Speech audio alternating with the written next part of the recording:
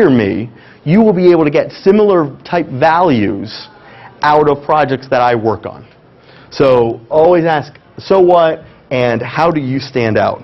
And this is where Professor Bates and I disagree on. I hate the objective. I just want to throw that out there. You know, the objective, I know you're coming out of, your objective is you want a job, right? You got to pay your student loans off. You know, you now got to go get an apartment. You want a job. I get that. That's your objective. You can come up with something else.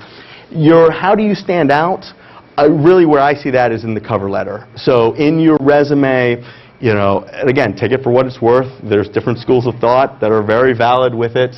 There are lots of people that got jobs with an objective on there, so I'm not saying you're not going to get a job. This is my personal preference as I look through resumes. If you've worked for 10 years and now you have if you've worked for 10 years and now you're definitely going in a direction and so you have an objective in there, that's kind of a different story. But enough said on that. So another nugget, hiring managers. They're thinking, I care about me, not you. Don't sit in an interview, don't put in your resume, don't put in your cover letter, all the things that you want. I don't care. I have a job that I have to do. I have bosses breathing down my neck. I don't care what you want and what you need. I care about what I need and what I have to get done.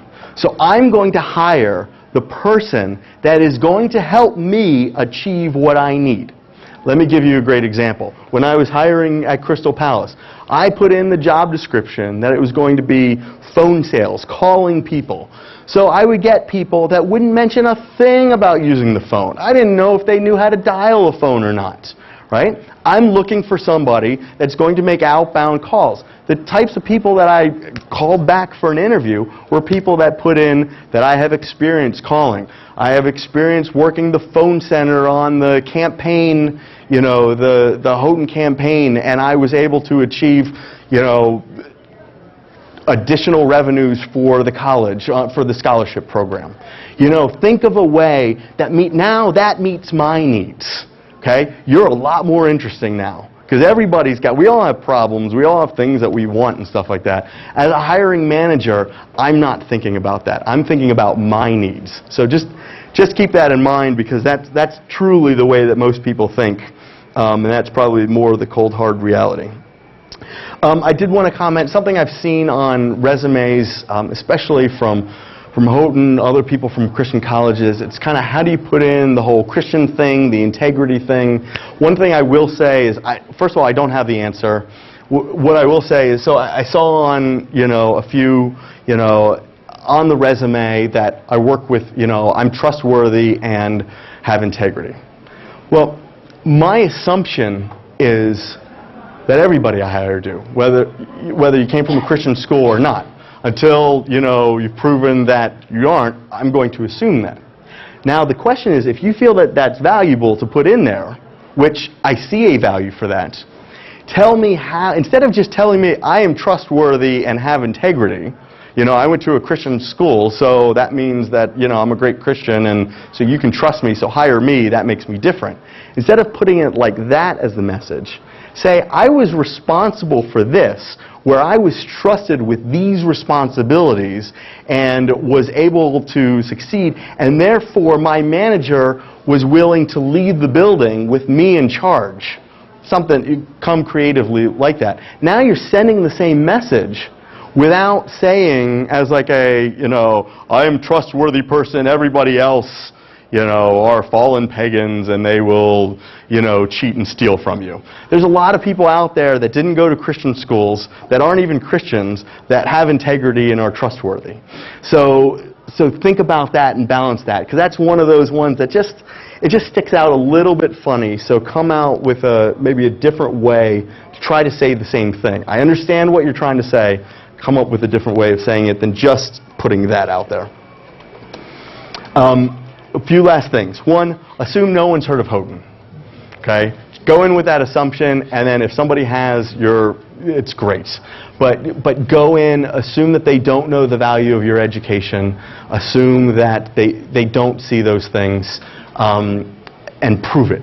prove it to them, and then they'll see it, and then they'll be, I mean, quite honestly, a lot of times I talk about, I went to Houghton College, and they go, oh, okay, and they move on. And then later on, somehow something comes up, and then they start asking, okay, tell me more about Houghton, and so then that comes up a little bit later, and that's really good. But, when you come in kind of, because you live in this world where everybody knows, in Western New York, a lot more people know and stuff, it's kind of better to go in with the assumption that the people haven't heard of Houghton. No one is thinking about your career path but you. That's kind of a once you get a job. Even if they have training programs, all this stuff, you're responsible for you. It kind of goes back to the hiring manager thing that I talked about, okay? You need to be thinking and evaluating where do you want your career to go, what are you going to do. Also, be careful with your early paychecks. Right now, you're students. If you get $10 in the mail, I don't know what the equivalent number, if it's still $10, but you get $10 in the mail, it's a rich week, right? You're walking around happy, you can go out on a date, it's all good, right? All of a sudden, you get a paycheck with a couple zeros behind it, and you're like, I'm living large now, and you're not thinking. It's, for me, it was about 18 months, 2 years in where I realized, whoa, things have gotten out of whack. I left college without consumer debt. 2 years later, I was in considerable consumer debt, had to reel that back to get myself, back up to. So just something to be thoughtful of. And then what I talked about before, always be thinking about how to be a leader.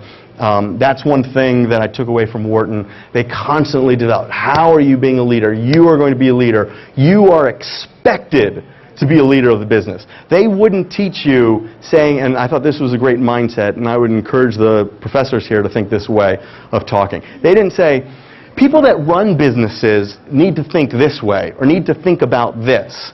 They would say, when you run your business, you're going to need to think about this. So have that expectation of being a leader and be a leader today. Expect that on yourself and start living that out.